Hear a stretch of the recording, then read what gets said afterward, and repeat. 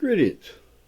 So, I ask once more, have you ever asked yourself, what can I do to stop collection agencies from threatening to take away my livelihood?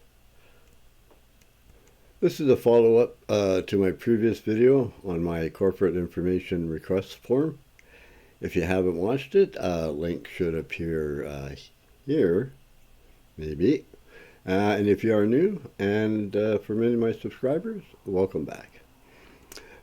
To provide a backstory, a while back I received a letter from a company believing I was somehow indebted to them. We went through some exchanges during which they were provided an invoice for my services. I applied some fees based on the unlawful actions they were taking. I also sent them lawful negotiable instruments to not only make good on the debt they claimed I owed, but I provided an administrative payment for their services. And I did that twice. They were informed on the process of how they were to communicate with me, and they were instructed to provide me with information that proved their claim. They were also provided what is called a conditional acceptance contract as a means to provide a way for them to make good on the amount that they now owed me. They have not yet to date responded to any of my correspondence, despite having signed as having been received. So, I have done everything possible that I know to be correct. I received no rebuttal on my negotiable instruments, and in fact, I began and still receive offers for loans from the original litigant and other auto dealers. So, what is going on? I just want to show you these two letters I received by email from these two companies in the past 2 months. I've redacted some of the information, but it's nothing like the Epstein files look like.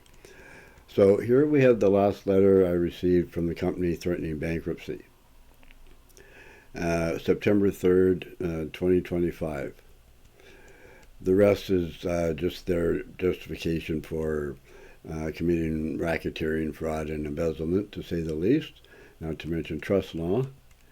And here is the email I received most recently, and as you can see, it's October 28, 25, and I also received a letter by post on November 10th, 2025. And as in this letter, they are claiming I am indebted to them. Only the difference, instead of threatening bankruptcy, they are providing a promo code that reduces the amount to just over half of the total that they claim I owe. So quite a change in operandi, I would say. So I'm going to send correspondence to both these companies and inquire as to what is going on. And I will be providing this company, TPH, with their final invoice, I imagine, because they've sent me a few other unlawful letters, and they need to be have some fees applied for those. And I will provide this company with their welcoming invoice. So I will be providing updates to what happens with that, because I will be putting a time restriction on the correspondence that I provide. And if they don't respond, I may decide to take some further action. Stay tuned. If you like this type of content and would like to support my work, please like, share, and subscribe. And if you'd like to support us more, the links are in the description. Take care, and God bless.